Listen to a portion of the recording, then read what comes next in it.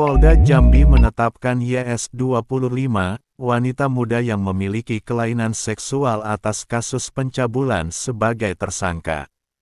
Sejauh ini polisi menyebut ada 17 anak yang menjadi korban keganasan YS. YS awalnya dilaporkan oleh 11 orang tua korban ke Polda Jambi pada Jumat kemarin. Setelah ditelusuri polisi, rupanya ada 17 korban penyimpangan seksual dari YS. Pelaku pelecehan anak itu oleh tetangga di sekitar rumahnya, dikenal sebagai ibu rumah tangga yang jarang bergaul dan tertutup. Di rumahnya di kawasan Rawasari, Alam Barajo, Kota Jambi, pelaku merupakan bos rental game PlayStation. Warga di sekitar rumah pelaku tak menyangka jika wanita tersebut mencabuli belasan anak-anak yang merental PS. Dia, pelaku, tidak banyak bergaul. Kalau menurut keterangan dari anak-anak belum lama juga, baru sekitar 2 minggu, kata ketua RT setempat.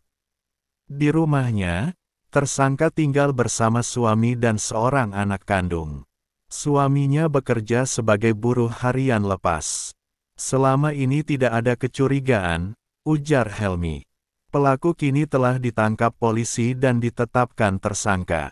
Pelaku pelecehan anak di Jambi ini dijerat pasal 82 Undang-Undang Nomor 35 Tahun 2014 tentang perlindungan anak dengan ancaman hukuman 15 tahun penjara.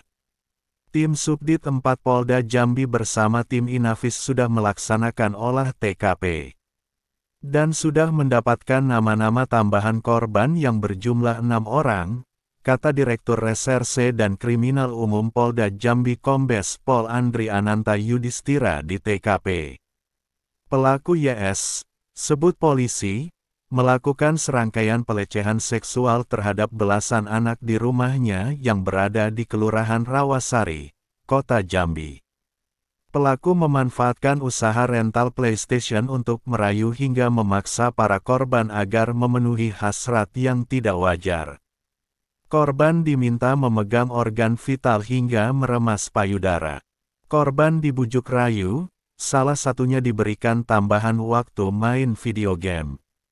Iming-iming seperti itu, banyak di waktu sore hari. Saat ada anak-anak main video game, dia panggil satu persatu untuk masuk ke kamarnya, ujar Andri. Selain dirayu untuk memenuhi keinginannya, korban juga dipaksa untuk menyentuh payudaranya. Jika tidak dilakukan, korban tidak boleh pulang atau tidak dibukakan pintu. Tak hanya pencabulan, para korban disuruh melihat aktivitas seksual tersangka bersama suaminya melalui celah jendela, serta diminta untuk menonton film porno. Tanpa diketahui suaminya, tersangka melakukan hubungan badan dan diminta untuk ditonton, ujarnya. Sebelum kasus ini terungkap, pelaku sempat bilang kepada suaminya kalau dirinya akan diperkosa oleh anak-anak tersebut. Pengakuan yang disampaikan pelaku ini pun sempat menghebohkan masyarakat sekitar. Si pelaku, YS, mengadu kepada suaminya kalau dia mau diperkosa, kata salah seorang orang tua korban. Namun, karena menemukan sejumlah kejanggalan itu, orang tua korban lantas menginterogasi sejumlah anak. Dia meminta anak-anak itu jujur dengan mengungkapkan apa yang sebenarnya terjadi. Jujur semua anak-anak itu bahwa mereka memang dipaksa untuk memenuhi hasrat pelaku, katanya. Setelah mengetahui fakta sebenarnya, keluarga korban tidak langsung melapor ke polisi. Melainkan, terlebih dulu meminta keterangan dari pelaku bersama ketua RT. Namun, masih sama dengan pengakuan awal, pelaku tidak mengaku dan tetap menyebut dirinya sebagai korban. Tak terima dengan pengakuan pelaku, kemudian orang tua korban melapor ke Polda Jambi. Dan kasus ini pun terungkap. Sementara itu, UPTD-PPA Provinsi Jambi telah melakukan pendampingan observasi kepada para korban. Sebagian korban menunjukkan serangkaian pelecehan seksual itu.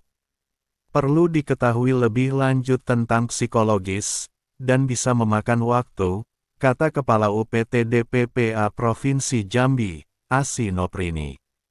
Dia mengatakan kasus pelecehan seksual seperti ini jarang terjadi. Menurutnya, kasus tersebut unik.